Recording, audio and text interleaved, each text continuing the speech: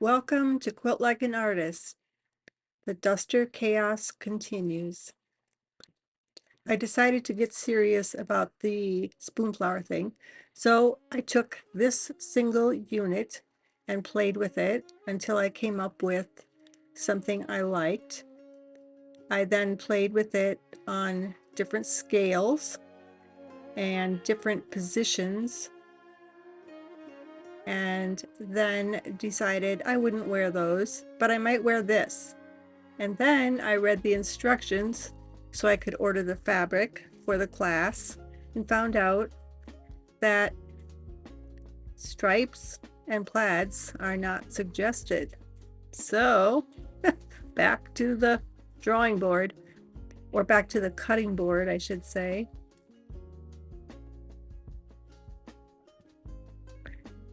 I'm starting to feel like the Spoonflower idea for this project is maybe not the direction to go, but who knows.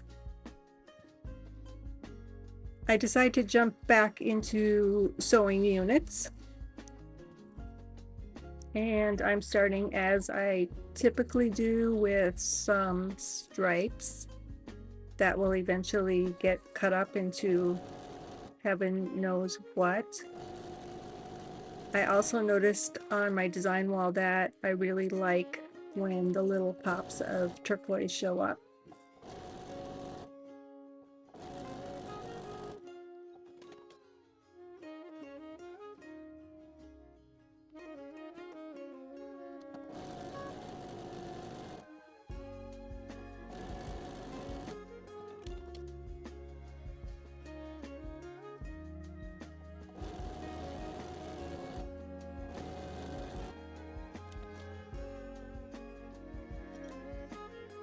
Looks like I am out of bobbin.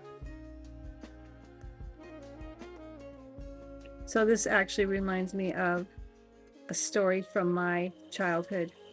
So when I was learning to sew, I was in 4-H, probably 8 or 9, and we had a Singer touch and sew sewing machine, and we thought we had the world by the you-know-what with that machine.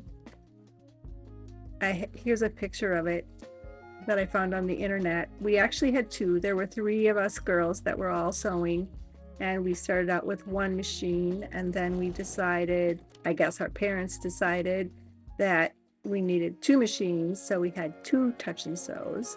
One had the gold front like this one, and one had the, I think it was like a silver front. Anyway, how many of you know about the touch and sew? Yes, you could wind the bobbin without taking it out of the bobbin case. So you just left it in there and pushed a button and it wound the bobbin. It was amazing.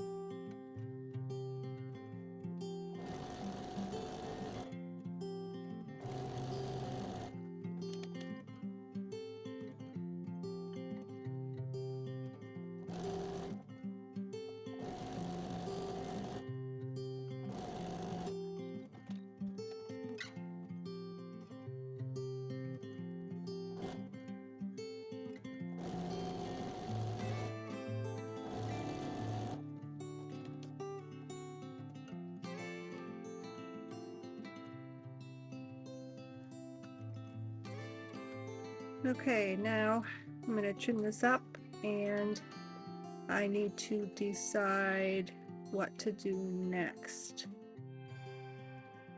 I like that idea of those little squares. I had mentioned this in an earlier video. The woman who I found the quilt block on Instagram, and she had the little squares that glowed. So I think I'm going to give that a go. Once again, this is nothing like hers, but other than the little squares or rectangles that will be rather glowy, I hope.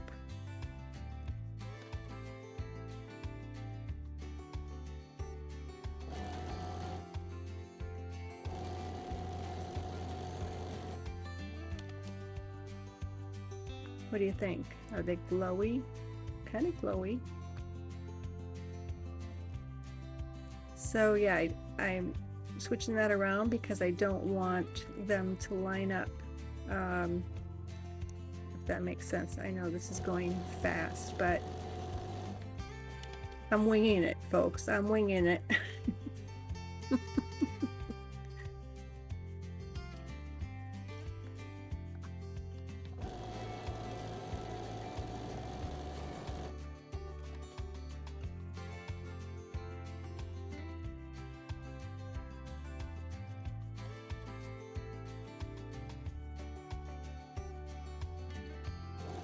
I'm really loving the look of this already. So the other day, if you remember, I said, don't look at my fingernails. I was in the garden. Today I'm saying, don't look at my ragged sweatshirt. I was planning to do some artwork and paint today, or do mixed media. And so I dug for my old sweatshirt so that if I schlupped paint on it, it wouldn't matter, because I have ruined so many clothes painting and not putting old clothes on. So then I'm sewing along and I'm like, oh man, I bet people think this girl needs a new sweatshirt. So anyway, thought I'd throw that in there.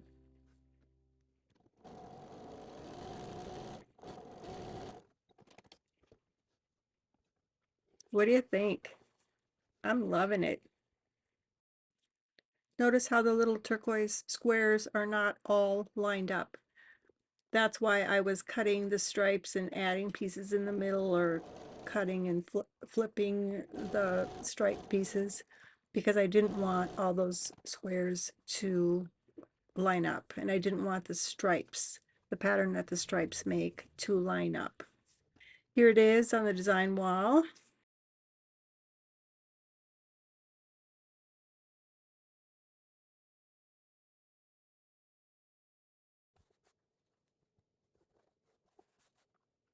So next I am using 2 orphan blocks and stacking them on top of each other and creating something new.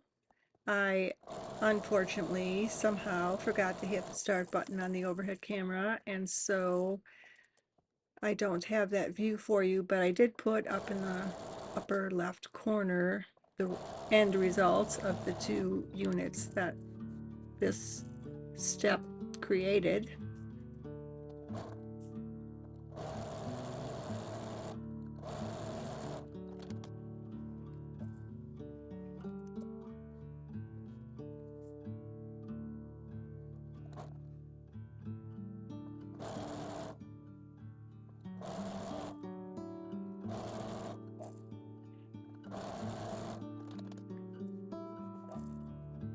So in a previous video, we talked about the convex and concave, and I was saying the concave should be on top because it's easier to avoid getting puckers when you're doing a curve. And I noticed in this section, but in the next section, I actually did the complete opposite and had the convex on top. And like I explained before, you just need to move the concave even if it's on the bottom or on the top. And the curves were not super curvy, so it really didn't matter too much. But I thought, well, for someone who's watched them all and who's paying attention might go, what? She said to put concave on top and she has convex on top. Yes, I break the rules all the time.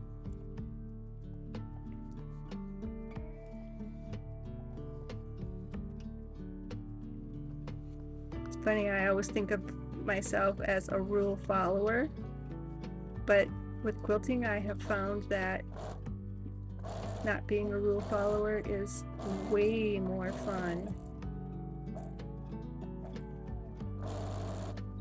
It's probably a good thing I didn't realize it till now.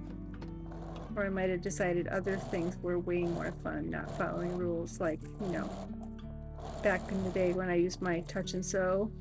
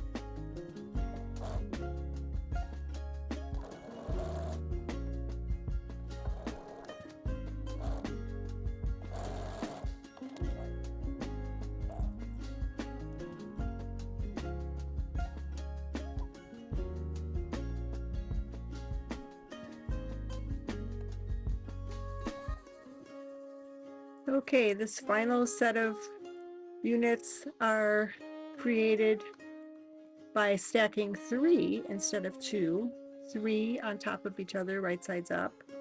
And the reason I am using these is I want to cut down on those big chunks of turquoise. I want them to be smaller pops of color. So that's the whole reason behind this whole section. I like that pop of turquoise, but I don't want it to be too big, too bold, too strong.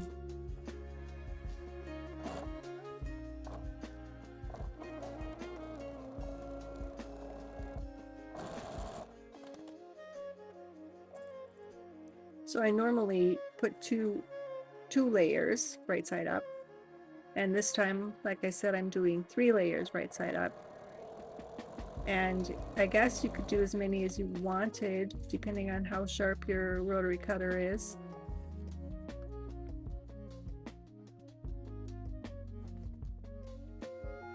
It takes away much more of the planning, second guessing how it's going to turn out. You notice that I do have the big chunk of turquoise on top. That way I can see what I'm doing, because the turquoise is the whole reason for doing this. I want to see how much I'm taking away. I really like how this set turned out.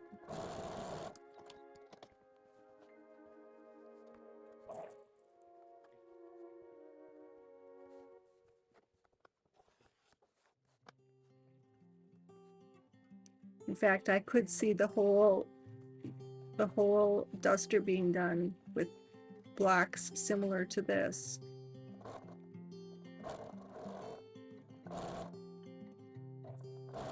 The color would be not so gaudy for me. I would maybe actually wear this duster when it's done. I'm not much of a fashionista.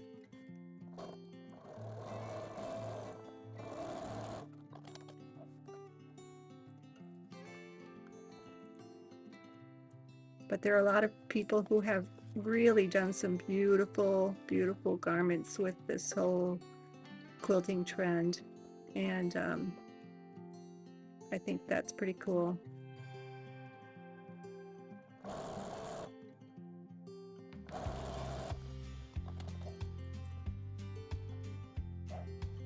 I'm not saying I'm going to be one of them, but I'm just saying some people know how to do it, right?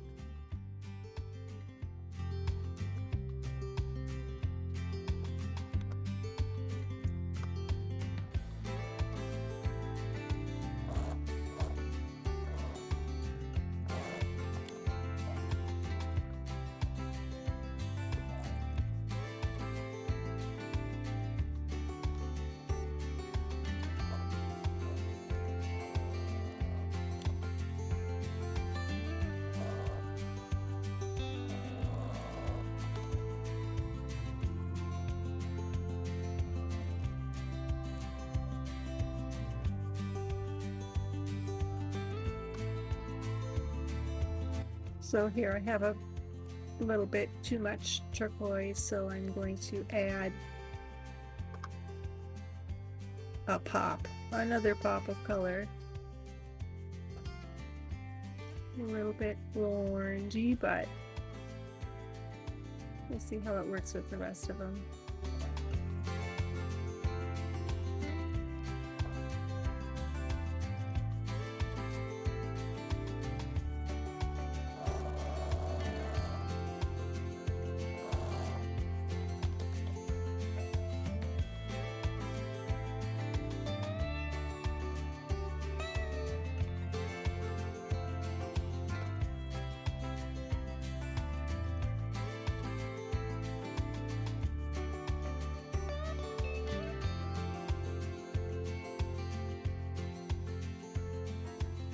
And there's everything together.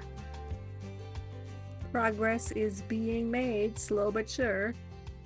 Now, just so you know, I'm assuming that not everything you see here will be used in the duster.